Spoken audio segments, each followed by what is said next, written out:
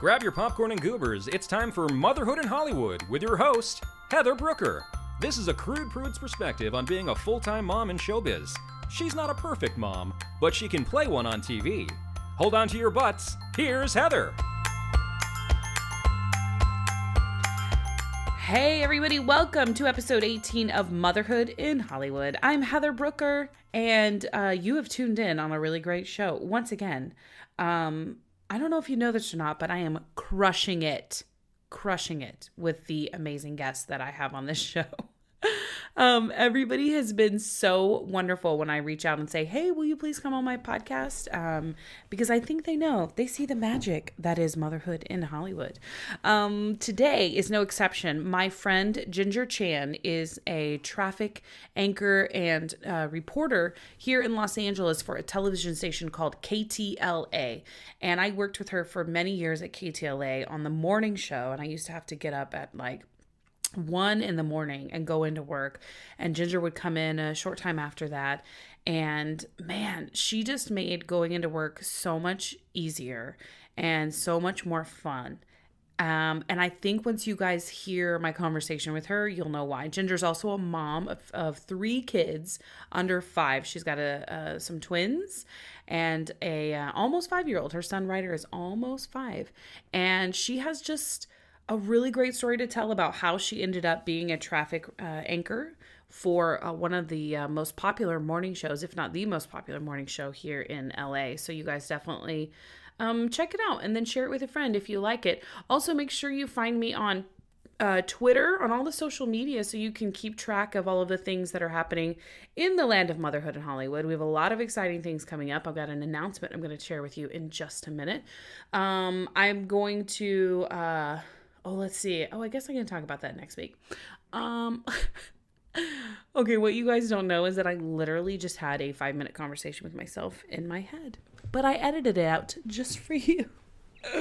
Okay, forgive me. I'm tired. We just got back from a trip to Oklahoma, which was exhausting. I was super nervous to travel with Chan because the last time we flew on an airplane with her or went anywhere, she was just about 1 and still taking, a few naps a day and a lot easier to get down to go to sleep. But, this time she was wide-eyed, very excited to see everything that was happening and be involved in everything. And, I made a few mistakes in planning this trip, which is unlike me. I'm such a good planner. I'm such a big planner. I enjoy it. And making lists and, getting organized and all of that. But I made a few missteps, if you will, along the way for this particular trip. You can find out more about what those were on my website, motherhoodinhollywood.com, under Mommy Musings. If you're ever wondering too, if you go check out my website, Mommy Musings is sort of where I've been posting, stuff that I'm venting about, whatever I feel like. I'm really a terrible blogger. I know that technically having a website like that and the fact that I'm a mom kind of puts me in this category called mommy blogger. But really, I don't see myself as a mommy blogger because I talk about all kinds of stuff. I talk about my friends. I talk about my work. I talk about, my frustrations as an actor. I'm really more of a podcaster who also happens to have a website, and occasionally I write things on it. So I don't know if it makes me a mommy blogger or not, but either way, whatever. I don't mind. You can call me that if you want. So check out my Mommy Musings section when you get a chance, and you can see all of the lessons that I learned while traveling with my toddler. It's a good time. And what else did I want to tell you guys about? Oh, what could it be? I know what it is. So for those of you who have seen my little tease or who saw my tease on Instagram, I have a big announcement. For the past several months, I have been planning a very special event that's coming up on December 7th, Monday night, December 7th, here in Los Angeles. We are going to do the first ever live taping in front of an audience of Motherhood in Hollywood. Yay! Cue the applause. Cue the applause. I'm going to have some very special guests join me for the show that night. The real reason we're doing all of this, though, I have to say, is it's going to be a fundraiser for an organization called No Kid Hungry. Now, I know you're probably saying, What does that have to do with motherhood and podcasting and all of that stuff? Well, just to share a little bit of personal information from me and my husband, Chris, from our perspective, we both didn't grow up in a very privileged household. We both grew up on the poor side of life, I guess you can call it that, and many times our families had to take advantage of social outlets, social organizations that would give us food and give our family food to help us survive the week. And No Kid Hungry is part of the Share Our Strength organization. And what they do is they provide meals to children in the United States who are going hungry, because right now there is 1 in 5 children in the U.S. are hungry. And when you stop and think about that for a second, it's a startling fact. 1 in 5 children in this country, in our very own country, the land of opportunities and the land of wealth and opulence, where we supposedly have so much in our country, there are children right now who are going to school hungry, who are going to bed hungry at night. And this is an organization that for as little as $1 a day can provide for as little as $1 can provide 10 meals to children. And that is a staggering thing to think about. And what a great opportunity for us to stop and say, you know what, during the holiday season, we have so much to be grateful for, and we have so much excess, that it's really nice to take a moment and give back to those who don't have as much, or who may be their children are hungry at night. Kids need food to grow and develop and do well in school. And if they do well in school, that makes them more apt to want to learn and to be better people and be bigger contributors to society. And it all starts with such a basic need as hunger. And that is something that is so easy for us to help with. And I really, really hope you guys will join me. If you're here in the LA area and you would like to come to the live taping of Motherhood in Hollywood, it's at the Acme Comedy Theater. I've got information on my website, motherhoodinhollywood.com/NoKidHungry. You can go there, find out all the details about the live event. And there's also a donation page where if you can't make it, if you're listening, I know we have a lot of fans that are listening in Germany. Hey, Germans, sprechen Sie Deutsch. And Canada, we've got quite a few people listening from the UK. Thank you guys so much for listening. If you'd like to go and donate to No Kid Hungry for the Motherhood in Hollywood live event, all the proceeds will go to No Kid Hungry. I'm not making a dime off of this. Please know that. We're also having a silent auction there at the event, as well as a special raffle, and you guys definitely want to take part in that. So go to motherhoodinhollywood.com/NoKidHungry. I'll have all the information there about how you can give to this event, even if you can't be here in person. But if you are in the LA area and you can come, please come on down to Acme Comedy Theater. It is going to be such a fun show. I'm already picking out my dress because, #priorities. So yeah, that's the big announcement, you guys. And for everyone who's messaging me, asking me if I'm pregnant, just quit it. I would never make an announcement like that and be like, tune in. Or maybe I would. I don't know.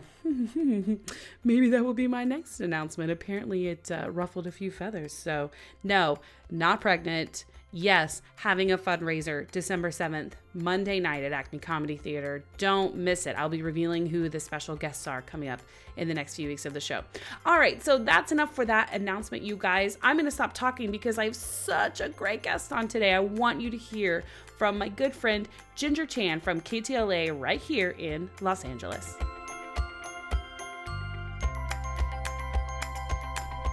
You guys, I don't think you understand that I have hit the mother load in terms of guests today.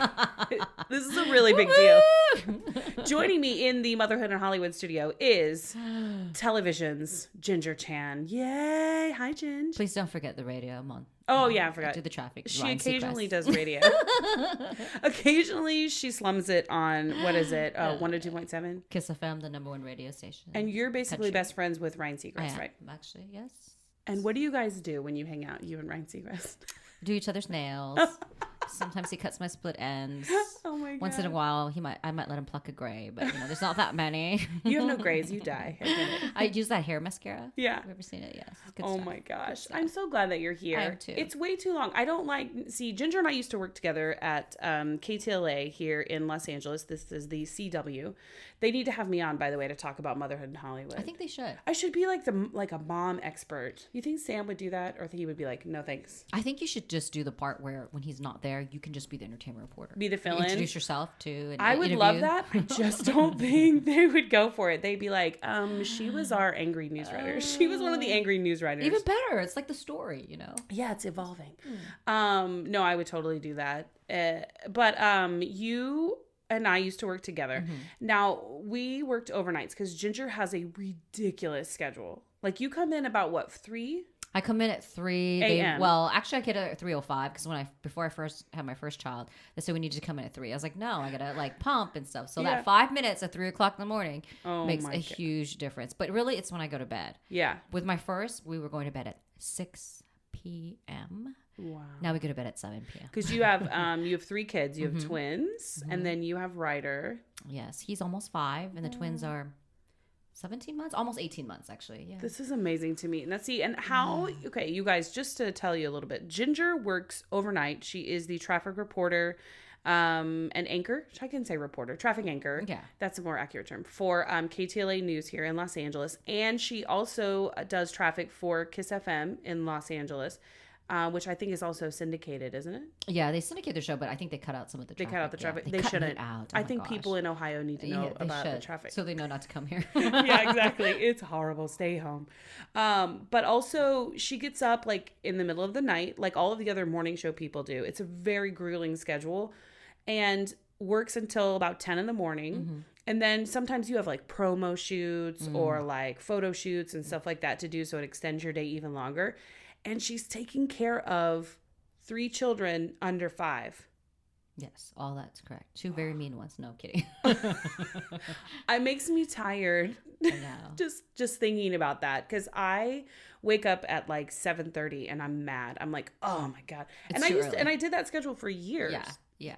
Well, so you have Channing, the one. Yeah. And when I had Ryder, your first one is always like, oh my gosh, this is like so overwhelming. I would like take off my makeup in the car, wash all the breast pumping bottles, and I'd get home and he'd be screaming at me. Yeah. Now, sometimes I'll come home. You mean because he was hungry? Or? Well, just in general, because he's like new and everything's new for you and you don't know how to handle it. So then I come home and we had to hire a live-in, to help with all 3 kids, right? So I'll come home and like, sometimes I can hear the twins screaming from the street and I just stand there at the bottom of the stairs and I wait because I'm like, this is what I have to go home to. And even you drive around your block just a little bit? I just sit in the car and wait. It's pretty much the same thing though. But like my mom, I remember one time when the twins were like maybe, I don't know, 2 months old or something. She picked one up and I was like, why are you doing that? And she goes, because they're crying. I go, yeah, but then you're going to leave and I'm going to be alone with these crying babies, no. And I've had to shut the windows because I'm afraid that like the cops are going to come down the street. Oh my God. I think about that too. She fights, Chan will fight sometimes bedtime or, just in life, fight Yes. whatever it might be happening. She will fight and scream so much that I'm like, please stop. The neighbors are totally going to call the cops because they think we're beating you. But you can reason with her at least. Yeah. Yeah. Well, I guess that's questionable still. Well, yes. There are times when I'm like, why don't you understand? Like, I'm not going to keep Nemo, or whatever it might be. And she just can't handle it. She just can't wrap her head around it and she will lose her shit so hard. And I'm just like, please stop. Yeah, it's kind of like that with the twins, which they don't, but there's no reasoning. And Are they they, look at you. how old are they? Tell me their names. Okay, it's Devin and Alyssa, and a lot of people like to say, oh, they look different. They're not identical. Let me just tell you, don't ever tell a mother that because I suffered a lot with them being identical. They had to come out early. Yeah. I had to go see a specialist every 2 weeks. Why is that? Why did you have to do? Because everything's like one. They're in one sack. There's one, there's one, that tube, you know what I'm talking about. They share a tube. Yeah, everything is the same. And so the feeding is the same. So if something happens to one, something will happen to the other one. So one has quite a bit more hair. That's so interesting. I didn't even think about it in that terms because I guess if fraternal twins, they're in 2 different sacks. Right. Right. And so, but the identicals are the same. Oh, exactly. And I think a lot of people who are half fraternal, they kind of know when they're identical. Yeah. Like, and they do like, so that one has a lot of hair and one doesn't. One is maybe like a tenth of a pound heavier. But in general, they do a lot of things the same. Like they'll turn their bottles the same way. They want the same things. I mean, it's cute in that respect. And they'll play and they'll run back and forth in their cribs and they'll hold hands. Are they doing twin talk to each other? Are they making and there's a lot of pointing. And, no, that's their talk. Oh, that's so cute. And one time I said to Devin, do you understand what she's saying? And then she shook her head. Like, it's very cute, but when the doctor says, are they saying words? And I go, yeah, they say things like, yeah. And he goes, oh, that's a word. I go, no, it's not, because they ain't going to pass an SAT. They're going to get a higher score with yabba. Ginger is a tiger bomb. I mean, it's true. My son's first word was helicopter. Oh, of course it was. The twins' first word, one of the first words, I should say. Their first word, I think. Pee-pee. Because we're trying to potty train them right now. And so I'm pointing and I'm trying to show them. And all of a sudden I hear this little voice, pee-pee. And then the other twin comes in and she goes, pee-pee. And I'm like, no. Oh, their first word is Mommy, Dad. It's pee-pee. It's cute, but it's, gosh. It's Fail. a total world. Not great. They're never going to get into Harvard now. No, I guess not. Well, we'll settle for maybe Dartmouth. But, but the point is that so there are a lot of nuances with them being identical. And we did try, the whole... Because they're a year and a half, right? Yeah. And people people comment to you like, oh, they look different. I think I've said that too, but only because maybe their hair is different. Yeah, no, they do look different. But then some people try to, insinuate that they're not identical. Oh, like, well, you're not a doctor. Okay, my aunt kind of said the same thing. I wanted to stab her, but it's just a lot. It's just a lot of suffering and that kind of thing that happens. I think with moms though, and women in particular, people feel like they can just comment on your kids, your body, how you look. People make comments all the time about how I still look pregnant. Like, oh, when's your baby due? And I'm like, go fuck yourself. So they still to this day say that? To this day, yeah, because I still have this pooch. I have this pooch. Yeah, I mean, every mom, except for Heidi Klum, all has like a little bit of a pooch. It's sort of your battle scars. And people say regularly like, oh, when's your baby due? I remember when I was pregnant, oh my God, I was so glad that I had you, because I was really sick for the first few months of my pregnancy. And you had already been through it, because I think Ryder was maybe 2 at the time, or maybe 2.5. And you came in and you brought me like ginger snap cookies. I remember where you were sitting and lovely, what you were wearing. Like care package. And I was like, ugh. And I was still getting up in the middle of the night trying to go in and do that overnight schedule. And that was so hard being newly pregnant. So I was so glad that you had sort of gone before me and could tell me what to expect. Because you were one of my only friends at the time that had a kid. So I was like, Gingy. Yeah. And that schedule was really hard, I think, for you. So I knew that some of these like treats and things to help you get through it was something I had to do. I wanted to do, obviously, but I had to do. No, I need it. And there was something in the water at KTLA at the time where like everybody was getting pregnant and having a baby. But it's true what you're saying too, because when I had the twins, people they don't know you're having twins, right? And so I remember. Do they comment? Actually, my pediatrician said it in a joking way, and I said I am, and he said what?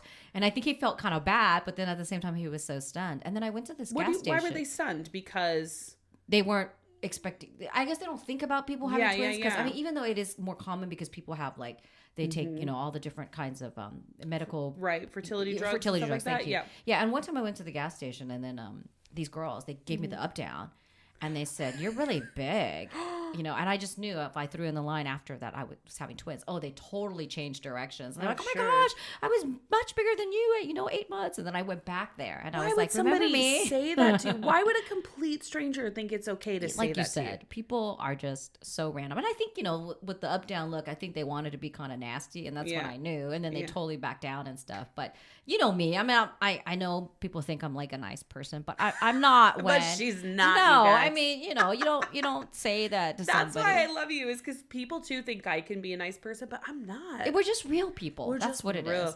No, people totally feel like they can make comments or on your touch body. you or any kind of approach. But when I went back, I was like, remember me? Like, that's the kind of person I am. I will go back. People still ask you too, because having twins, like you're saying, fertility drugs in LA, people ask you that, which I find to be slightly personal. Yeah, super. I mean, I don't really mind but then when I tell them no, we didn't take fertility drugs, and then they go, oh, so you have family history, and I say no, then they don't believe you. Then when they basically calling you a liar, it's like, I don't need to prove it to you. No. I mean, but I've never had to do any of those things. It just happened, and honestly, it's old eggs, but it's hard for me to admit that.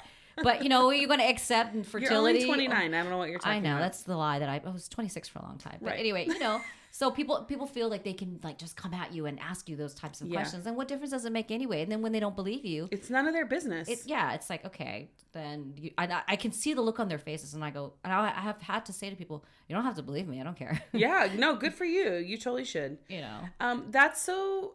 It is so typical, I think, of LA. I don't know that people in like the Midwest necessarily do that, but out here, because so many people do wait till they're older to have kids, the question comes up a lot of if you had assistance or whatever, and people just feel very comfortable asking you about it. or making their comments Or from their making their experiences. comments, And you know, I mean, I don't mind in that, you know, it was my own experience that I know what the truth, quote unquote, is and stuff like that. But I don't want people to think that I'm lying. And even then, I don't care that much, but I don't want you to walk away thinking that way. So I actually did my own research. Like, okay, what? Well, is it harder for you though because you're on air? Do you think that there's another perception, like another I didn't level? think about that. Maybe though, because they probably think, oh, well, you are in that area, that line of work, that it makes more sense for people to, you know. But I mean, I would have been fine, and you know this, that like if it was just, you know, Ryder, my one son, then we just go on. Yeah. But you know, we figured, well, we'll try, see what happens, and if it works and it doesn't, then this is our life, and we're happy with it either way. Right. But when I did the research, because people were like, oh, it's uncommon with Asians. Oh, you know, it's all these things. Small frame people, not common. Yeah. It was old eggs. And then my doctor, she told me that too. Did she say it was old eggs and they split apart? She says they get excited to kind of like basically reproduce, kind of like their last shot at it. And so they kind of Send out two? It's like they go crazy. And so when they do that, they have a better chance of, So you know, catching sperm and then, you know, splitting and stuff. So that's why. And I was like, oh, it makes sense. I'm not sure if I'm like old, but okay.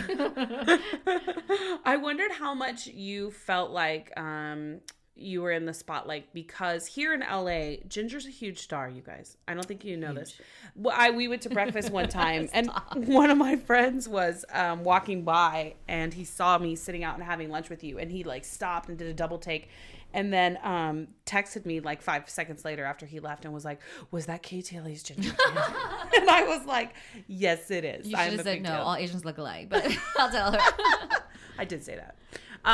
No, but I just wondered if you feel like as a mom, any extra level of pressure when you're out dealing with Ryder or the twins and they're acting up, or they're, because people are looking and yeah, they see because people are looking stuff. and they know who you are. Do you Yeah. feel like another level of pressure? I think at first, like, you don't think that people know, you know, you just think you're doing, but then when we are all together, you know, because, as you know, my husband Mark flies our helicopter, so he's with me. And then a lot of people do know Ryder, but then they see the twins and they see us in this huge stroller walking down the street. So I think sometimes like the pressure to, oh, did I put my makeup on? Or some people, people will be like, I want to come and take a picture, and I feel awkward, like, oh, I'm not wearing, you know. And I used to just think people would never recognize me without my makeup. So I would walk around freely. But then now that I have them, they do, you know, they put everything together. And it's like, oh boy, or they'll say from the radio, I recognize your voice. And so yeah, I feel you a have little a bit great of pressure, voice too. you know. If you could host the rest of my podcast, that would be great. Yeah, but you do have right. you do have a great voice too, and I love when I turn on to KIIS-FM and I'm like, it's Ginger. It's a good time. Because you are all over traffic, and I mean, like in LA, to be able to know all of the ins and outs of different routes and shortcuts and how to tell people to avoid the 405, which is always a nightmare, is a gift, my friend. Well, thank you. Yes. Do people ever give you a hard time about being a traffic reporter and the fact that you're Asian? Oh, because we can't drive. Yeah. Do people ever outright say that, or are they, or is it just me? No, when I first started, they used to make fun of me of like the guys who would produce, and I didn't understand at first, and they finally told me, and I was like, oh, ha ha, funny, you know. And I think I tried to. What do you mean they made fun of you? Like they were like, you're an Asian traffic reporter. It's an anomaly or something. And then like I tried to park one time. It was in front of some of our producers, and they were like, oh my gosh, what is she doing? Who is that anyway? And then they found out it was me. They're like, our traffic reporter can't park. It was this really narrow like space. I didn't want to hit my car, and I didn't, you know. And I'm one of those typical drivers. I don't care about you. You're gonna have to wait until I finish parking my car safely and stuff. Oh my god! You know, but I get teased a little bit about it. But you know, I mean, I grew up in Southern California. Yeah. I couldn't stand getting stuck in traffic. So I would take like bad routes. You know, I would cut people off if I had to. You know, this is back in the day, not so much anymore. I mean, I do whatever so I wouldn't get stuck people in traffic, look you for know, ginger on the road. just because like I couldn't do it. It's one of those things like everybody has something that makes them cringe. Like my husband, if he goes to the Glendale Galleria when it's Christmas time, he hyperventilates. Don't do it. Because parking for him is like we have left. I'll be like, let's leave because I know you're hyperventilating. I mean, literally, he will.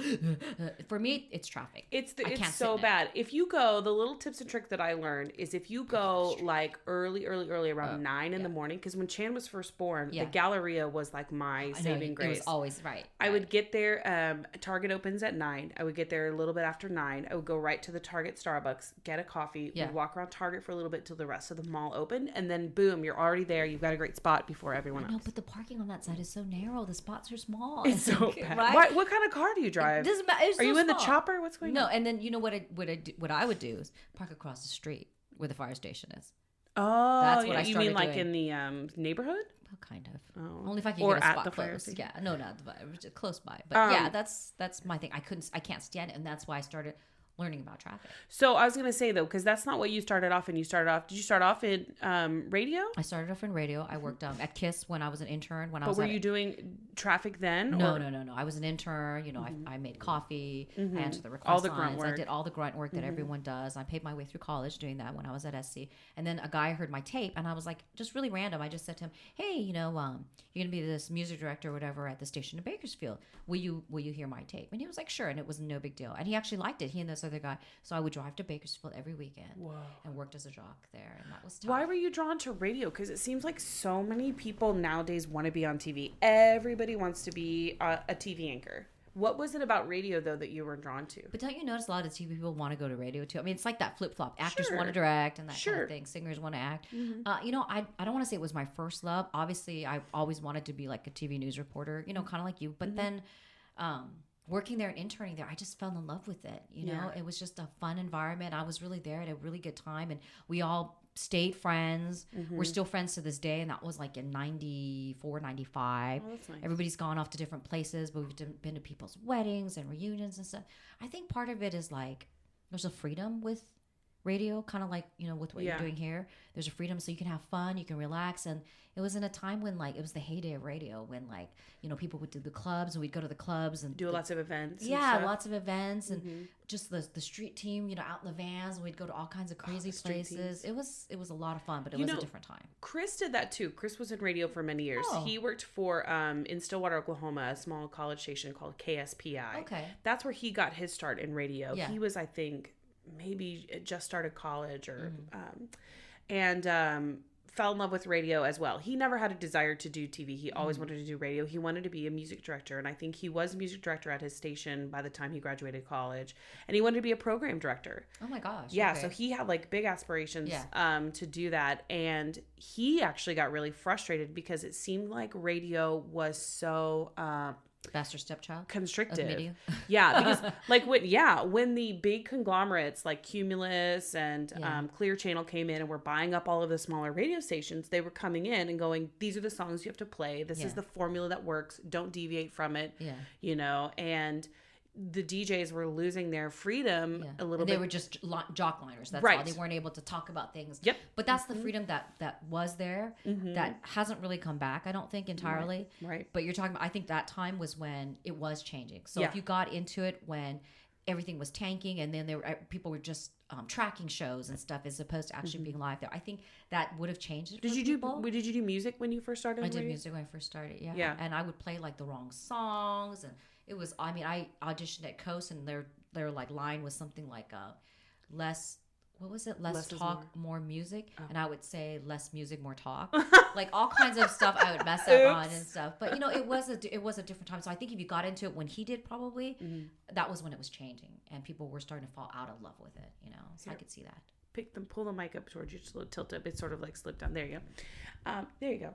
Yeah, I think that he fell in love with it then, but then he, after many years of doing it, fell out of love with it for that very reason. Yeah, I think he was just frustrated because he couldn't play the music he wanted to play. And I was like, hey, buddy, this isn't WKRP in Cincinnati. Like, you don't get to be that jock that just throws on the record anymore. So he, that's when he got out of radio. But how did you transition then from radio to television? That's not an easy transition, I think, because a lot of people try to. When I got a job in San Diego, eventually, it was a CBS affiliate, and it was a TV and a radio station. And I was hoping, maybe I would transition. Of course, like San Diego was like the 25th market. It was never going to happen. And eventually, I got a job in Huntsville, Alabama, as a general assignment reporter. You lived in Alabama? I did. I was general assignment reporter, and I was on the assignment desk for a short period. And I remember there was a fire, and nobody, like, it was a call-in though, and it was like, well, how come we missed it, and there was nobody else to send out, and I was on the assignment desk, so the news director was like, why don't you just go down the street? And we see the competition laughing at us because there was nothing going on. Sometimes we would just goof around and do that. You know what it's like. Well, it's small market. Yeah. And then eventually I came back. I lost my job there. I came back, and I was kind of in that in between, like, what am I going to do? And then someone told me about a combined radio television job in Fresno. And I just wasn't sure because, you have to come to that point where you stop moving around. You go to San Diego, you go to Fresno, you go to Alabama. Where's the next market every 2 years, you know? And that's how I was brought up learning about it. It's like every 2 years you're in a different market trying to come to LA or go to New York or some other big market. And I wasn't sure if that's what I wanted as for a female. Yeah. You think about the long term of getting married and having kids. And so I think that's why there's a lot of women in news in particular who are not married and who don't have families because of the demanding schedule. Yeah.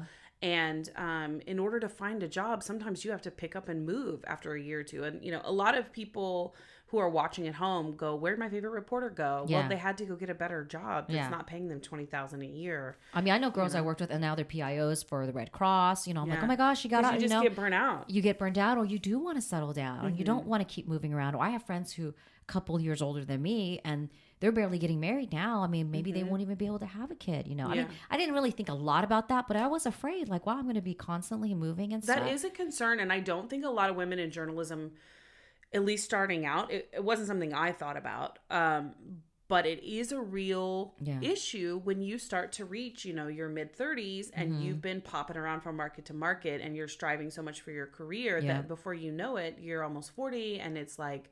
And you're in this middle market and still. You're in this middle market, and it's What's frustrating. next? And it's definitely a side of that career that people, I think, the general public doesn't realize exists. And it's so different for females than males too. I think because you're constantly moving around, and then you meet this guy. He's not going to come with you probably to some small podunk town. Midland, There's also Texas. an expectation on your time too. Yeah. Like people ask me all the time, "Oh, why don't you just do reporting again in LA?" And I'm like, "Are you crazy?" Like as if it's like that, right? Well, first of all, like I could just walk in and go, "Hey, Jason Ball, give me a job." He would just be like, "Move along." But also the time commitment, because what happens if you go in and you get stuck on a huge breaking news story? You're gone for 10, 12 hours a day. With LAX shooting that happened to me. Or the LAX shooting, Or like you may be gone like with somewhere overnight, like the Big Bear crazy guy. Who was that guy that was Dorner? Some of our reporters were stuck up in the Big Bear area overnight. If you've got a kid and you've got families, and that's so really hard to juggle something like that. So it's not an easy thing to do to just go, well, I'm just going to be a reporter. Right. Especially in a market like LA. Yeah. I mean, it's so true that you don't think about that. Or when you're young, it's easier. Yeah. Or, how do you justify you're making $12,000 a year, then you want to fly back for Christmas. You don't even have money to do that. I mean, it's all this stuff. And I remember when I was in Alabama, they had asked me, do you want to be our bureau chief? And I was like, how much does it pay? And they're like, it doesn't pay much. I go, I want to make as much as I would if I lived in Beverly Hills. I'm like, why not? I mean, that's what, because you're going to be constantly moving around. You want to demand as much as you can. Of course, that never happened. But anyway, and so eventually I came back and then I applied. I actually got the job in Fresno, but I was like, I'm not really sure. And, and if you're dating somebody at the time, that of course has a factor, in your commitment. And I think I got out of the business and then I started doing some other things. And then I thought maybe I could settle down, work a regular 9 to 5 and just jock, at a radio station on the side. And I did that actually at this station in Redlands. It's called KTLA. It's an oldie station. And then someone called me about a traffic position. They said, what do you have to lose? And I was like, okay. And I went and I interviewed, and that was radio still, but eventually was it here in LA? It was. And it eventually led me here to KTLA. How interesting. And you've been at KTLA for quite some time now, Almost right? 8 years. Actually, I think it is 8 years. What is this? No, almost November. October it became 8 years. Yeah. Did you, because I think that when I first started at KTLA, you were either gone on your honeymoon or had were getting ready to leave for your honeymoon or had just gotten married or something like that. Because I started in like late May, early June. Okay. Yeah, that's about right. And everyone kept saying, oh, wait till Ginger Chan comes back. And then I remember you came in and you were like, oh, a new person. Hi. And I was like, oh my God, it's 3 a.m. Who are you? You're like, you're too friendly. No, I don't remember being that way, but you were so now I'm nice. so mean. You totally, when I said at my baby shower that you made me like come out of my shell and be my friend, and I'm so glad you did. I do remember coming up to you sitting at some of the cubicles. Yeah. You were so nice because it's hard for news people to, first of all, not be weird.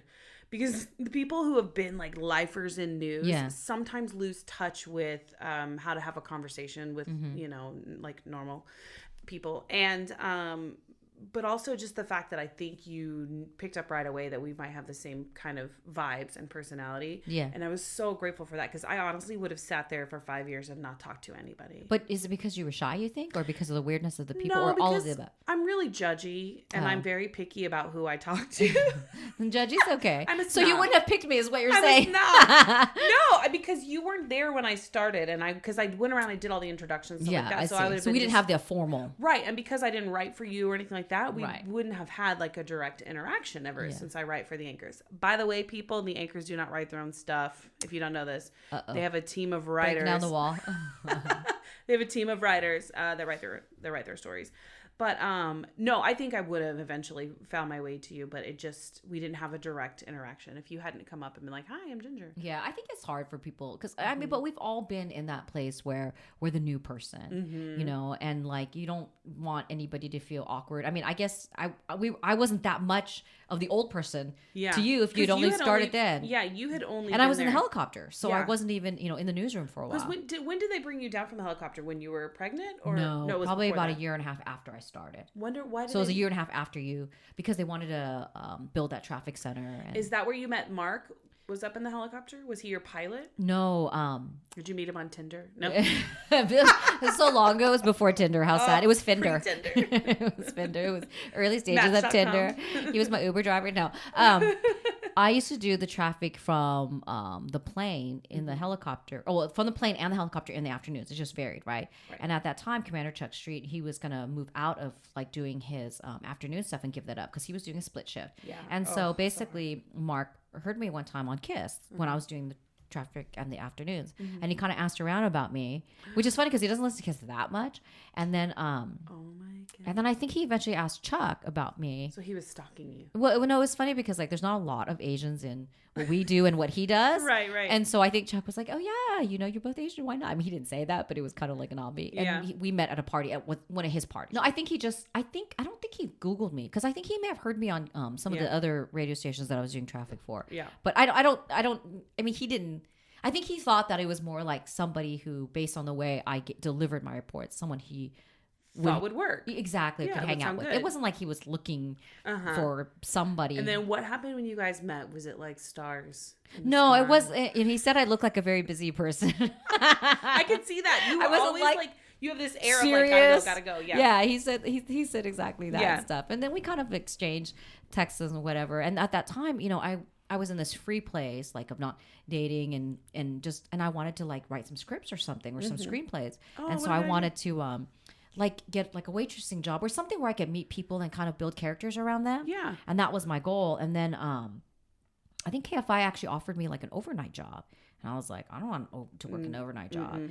And when that didn't work out, it kind of freed up my time. And then the restaurant that I was looking at the time, it didn't work out. So Mark had asked me out. And I was like, yeah, I guess why not? So kind of happened from that. And then he invited me up for a ride along because he was flying the news helicopter, I think, for another station at that time. So he wanted to find out how old I was. He was like, oh, I need your ID. And I think like I scratched it. I did something, but I think I was more worried about the weight. I was like, oh my gosh, he's going to see my weight. Oh no. I know. That's why I was like, I would never hand over my ID. I mean, right? Oh my gosh. What did I do? I think I did it myself. I don't remember all the details, but it was pretty funny. So cute.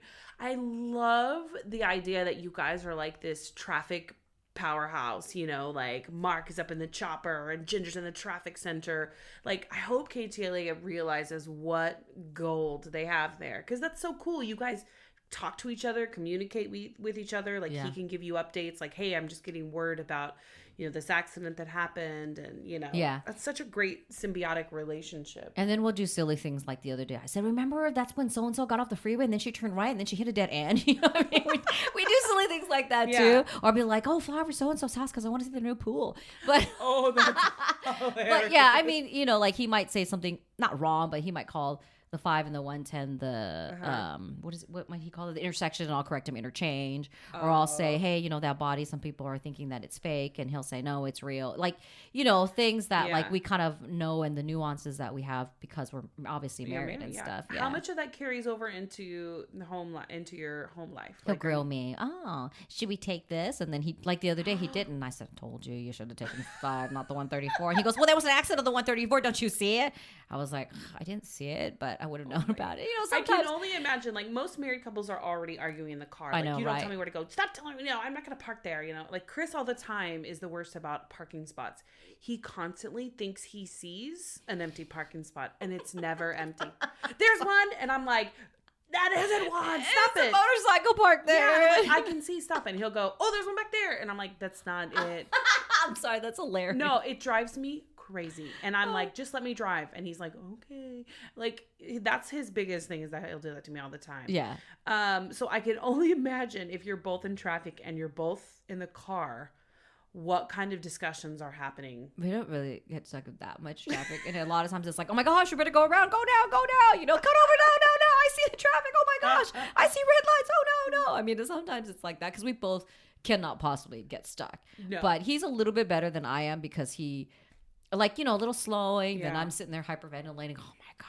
Tell me about apps like Waze. Are you ever worried that you're going to lose your job because of Waze? Waze is going to start telling everybody where to go, or Google Maps, or anything something like I don't know. I brought you here to tell you. I have something to tell you. Yeah. That's what this is all about. I use Waze all the time. Yeah, people tell me they use Waze all the time. One thing I know that people have told me about Waze is it does take you a little bit out of the way, but it's worth it. Yeah. I have heard some people saying that it does take them into residential neighborhoods, which where I live, I wouldn't appreciate that. So I don't like it for that particular reason. But I've never used it. I've never needed to use it, to be very honest with you. You are the traffic. I don't ever, so you know, so I cannot say bad things about it because if I've never used it myself. But I will say I know people who swear by it. For me personally, I'm not worried about that because what we do, it's they're using, you know, everything from crowd, you know, information, right, to sensors on the freeways and stuff. But we're kind of, it's like what people say about getting the weather on their phone. You know, we're trying to bring all of the models and everything else that we see, things that we're hearing, listen to scanners and that kind of thing. Yeah, because you have a lot of tools in the traffic center that you're using. Yeah, like you said, the scanners, and you're also talking to Mark, who's up in the sky, who can see things. And it's a lot of interpretation too, because if you want to know how much longer something's going to be in the freeway, is there a tow truck?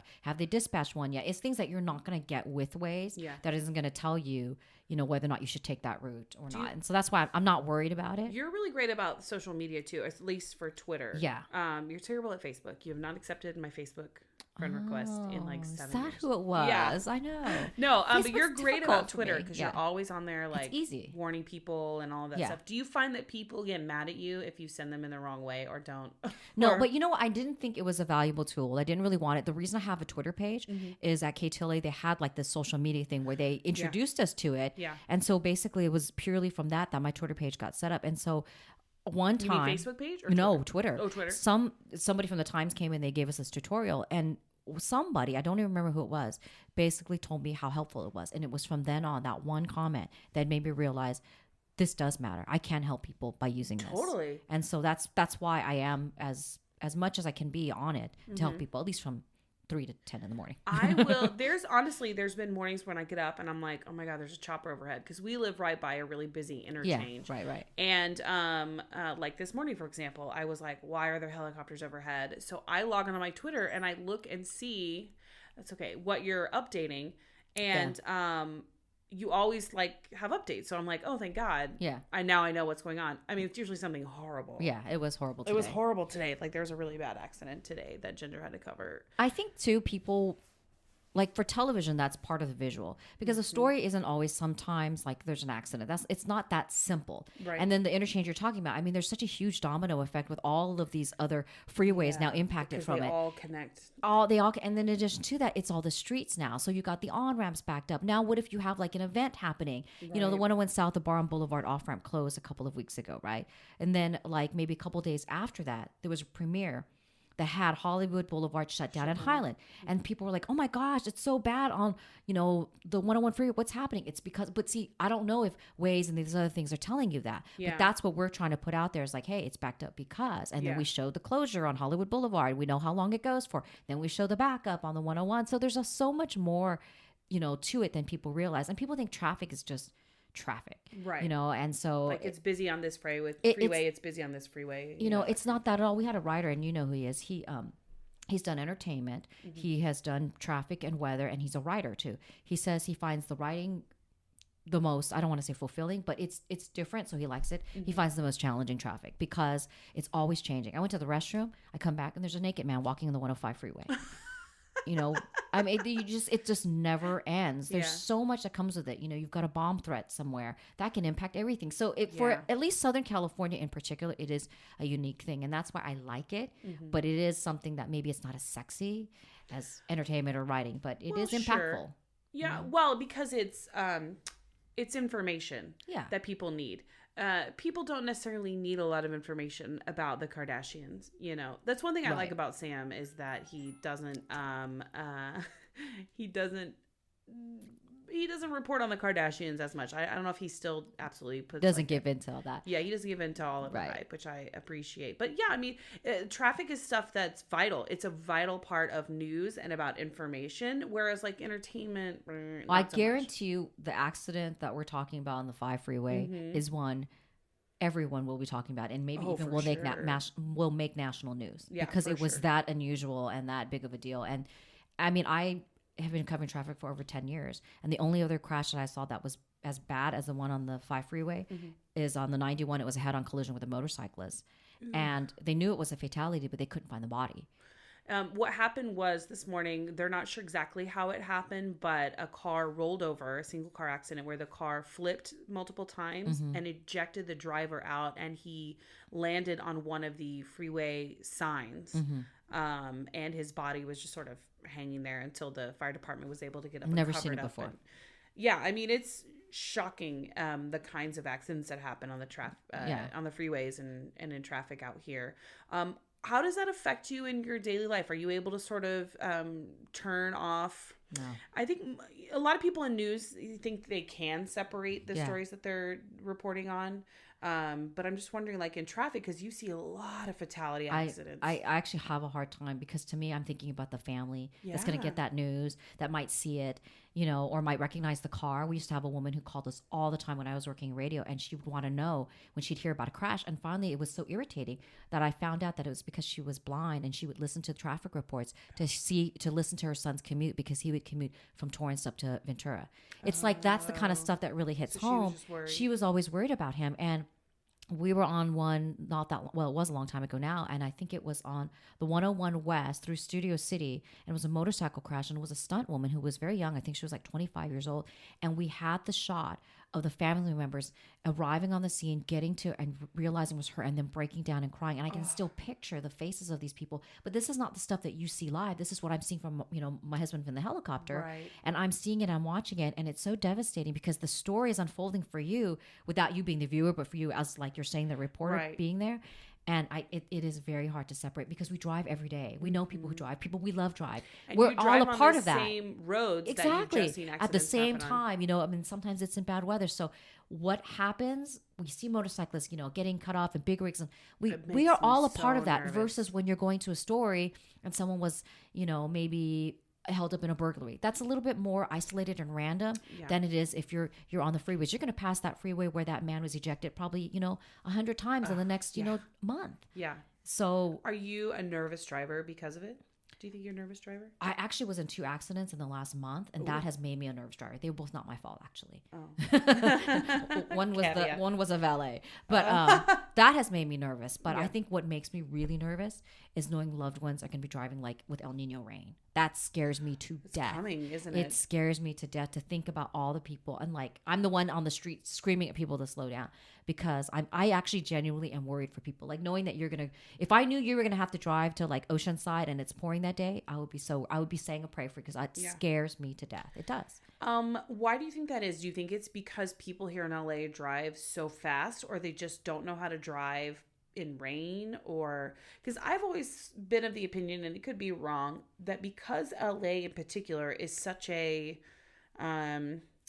for lack of a better word, like a melting pot of different cultures and different people who are coming from different countries, who maybe we're not all trained to drive the same way. We don't all agree to use our turn signal and stop at stop signs. Everybody's just out for themselves.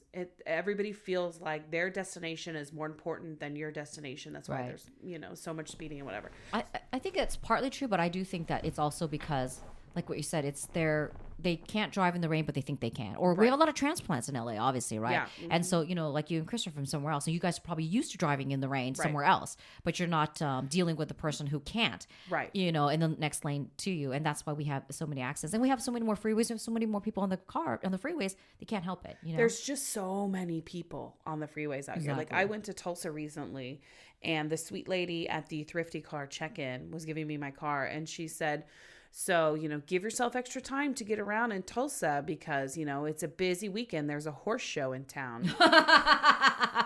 And I was literally like, oh my gosh, why did I pick this weekend? Okay. And I'm sure I sounded like an ass, but I was like, yeah, I'm from Los Angeles. Like, trust me, Tulsa traffic has nothing on the 405 freeway at 5:00. Like, I'll be good.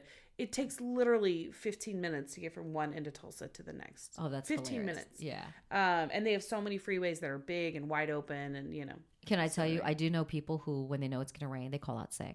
And I really don't blame them. Oh, here in LA, because it's that bad, or because they have to drive so far as it is, they get stuck in traffic, so they don't want to. It's just people think they can still go 90 miles an hour, they do. And they just can't. Has your perspective changed at all when it comes to your job and like the content of your job since becoming a mom? Or do you think it's, just getting older, the perspective on life? Who's getting older? No one's getting older. You're just saying hypothetically, right? Hypothetically, if you were getting older.